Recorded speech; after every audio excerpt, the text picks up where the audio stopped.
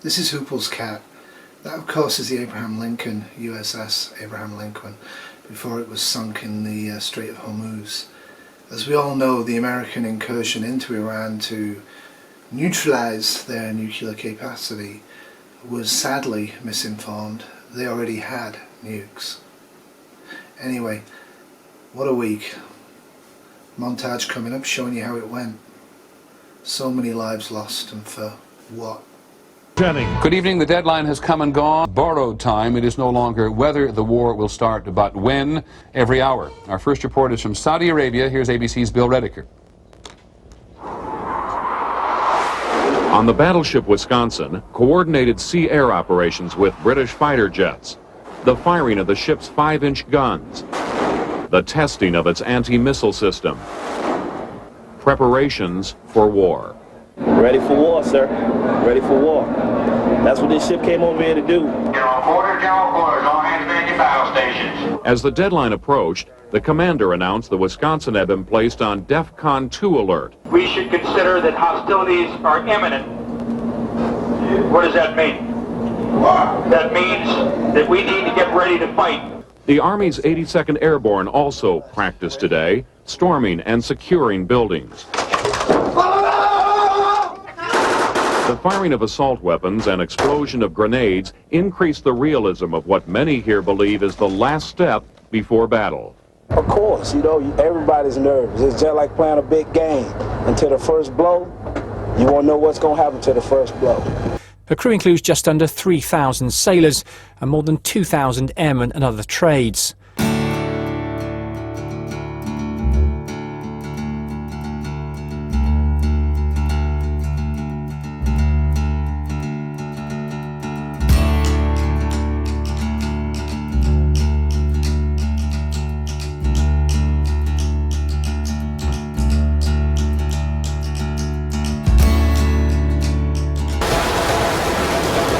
The battle, I would say, is not over. We're still conducting strikes and still conducting that close air support mission. They have not gone away and they're not giving up. So the Fifth Fleet with the Theodore Roosevelt and the Abraham Lincoln carriers were placed close apart with air from Saudi Arabia into dropping the 82nd Airborne and the 5th Air Special Forces and a whole bunch of Americans into select areas of Iran about 7 days ago, and we all expected, and I think reasonably so, that it would be a quick surgical intervention. America was very clear they weren't staying boots on the ground.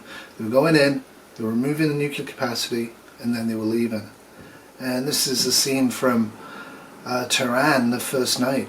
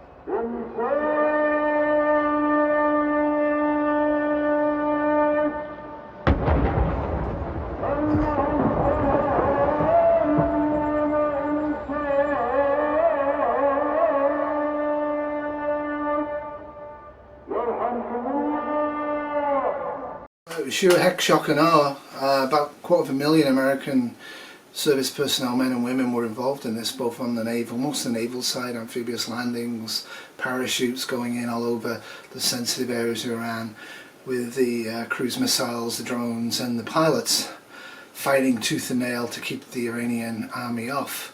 What the Iranians did, of course, was they pulled back as much as they could and didn't really engage unless they were forced into it, and tried not to. It looked basically like they were going to give up and they were going to let the Americans do what they were there to do. But as you can see from this map, Iran's a very large country and they have a lot of hills between them and the Strait of Hormuz. That was the one thing that was miscalculated here. Anyway, I'll just show you the other map so you can see where they actually landed and where the troops' dispositions were as much as I can.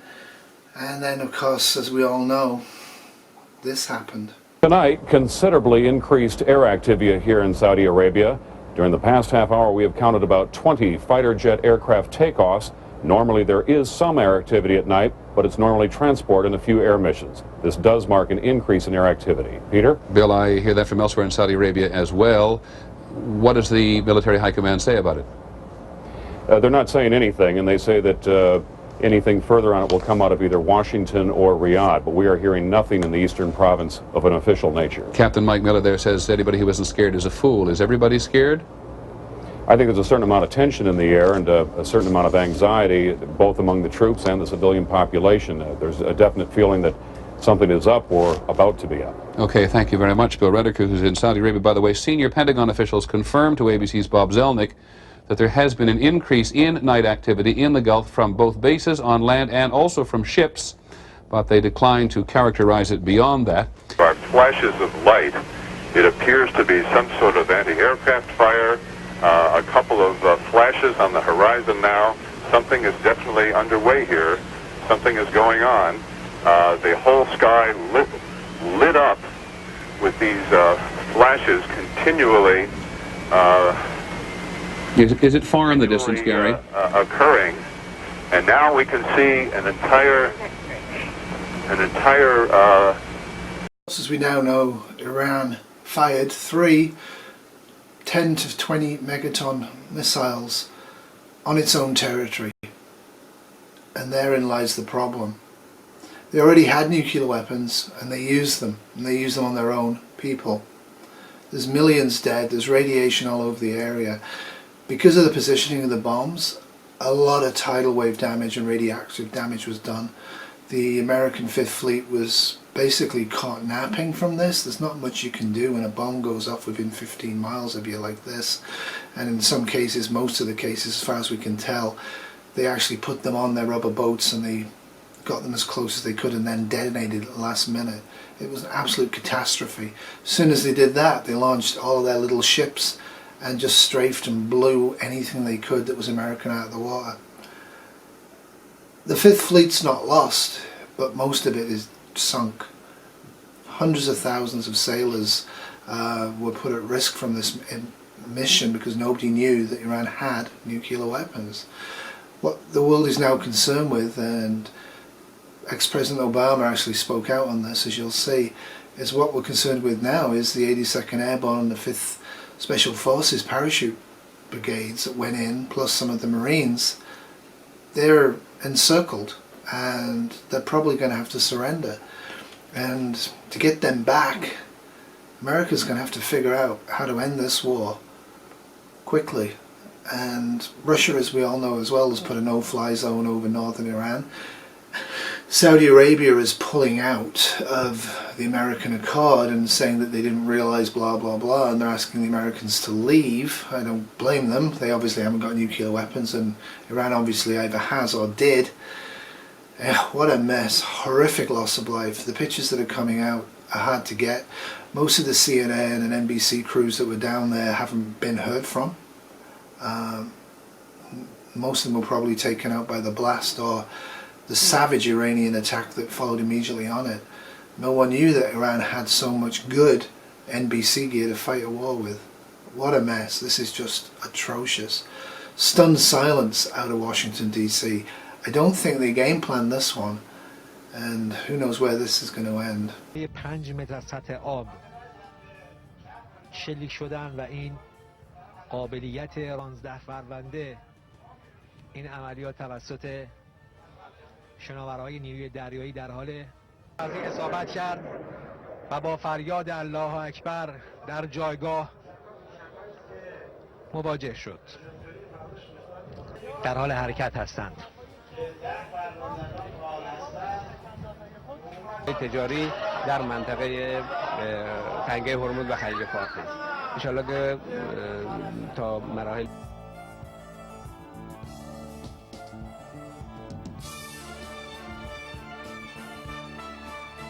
Just going to end with some of the fallout, if you pardon the expression, from all of this. Tulsi Gabbard's rocketing up in the polls. She's been a strong critic of regime change war for a long time, and she ain't holding back on who she blames for the Iran debacle, and she seems to be resonating with the people. The other one, of course, is gold has now hit $6,000 an ounce. I don't think it's going to stay there, but I think I might sell a few gold coins I have, because the economy still sucks and it's not going to help. The other thing I just want to show with is reportedly some of the reaction to the first nuclear explosion in the Strait of Hormuz that was actually captured by a BBC crew that was actually on the Abraham Lincoln, and it shows you a bit of that crew before this all happened as well. Anyway, my sincerest condolences to everybody out there who's got men and women now missing, presumed dead, or more likely, hopefully, going to be captured by Iran and used as pawns to get America to really have to figure out what it's going to do. Clearly a strategic nuclear strike on Iran with Russia's firm don't, Europe's firm don't. It looks dreadful. The whole concept to stop Iran having nuclear weapons was a bad one. They had them. They fired them. They exploded them on their own territory, causing enormous loss of life to their own people and to the American Fifth Fleet and to the airborne troops who were in. So God bless America. God bless all of us. This world that we're living in is increasingly showing signs of not doing as well as it should. I hope I'm here next week. I hope this doesn't result in World War III. It doesn't look like it's going to. It really looks like America's probably going to stop this, because they're not going to achieve what they want to achieve anymore. All of these regimes all around the world that America doesn't like or wants their resources probably are going to reach out to North Korea or Russia or China or India or Pakistan and nuclearize themselves. Not very good, is it? Anyway, till next week I hope. Stay safe, don't panic, and hug people you love, because you never know when you'll never see them again. The most existential threat that we face in this country. Nuclear strategists are talking about how we are at a greater risk of nuclear war today than we ever have been before, and that's a serious thing that whomever wants to serve as president must address, given on day one you're handed that nuclear football. And the problem is that we've got a foreign policy establishment, too many politicians in Washington, and frankly a military-industrial complex that have all been working to amp up tensions between the United States and other nuclear-armed countries like Russia and China, putting us into this new Cold War and arms race. The change that I'm seeking to bring about addresses this very specifically, to de-escalate these tensions, to stop wasting trillions of our taxpayer dollars on these wasteful regime change wars, this new Cold War and arms race, and take those dollars and invest them in things like healthcare for all, making sure we've got clean air to breathe and clean water to drink, making sure that we're building a strong green economy with good paying jobs, investing in infrastructure. We are on board the U.S. aircraft carrier Abraham Lincoln. It has about 80 combat aircrafts ready to fly to any location. America wants to show its military might. We heard from the military command that the carrier strike group is a serious message to everybody, both enemies and friends.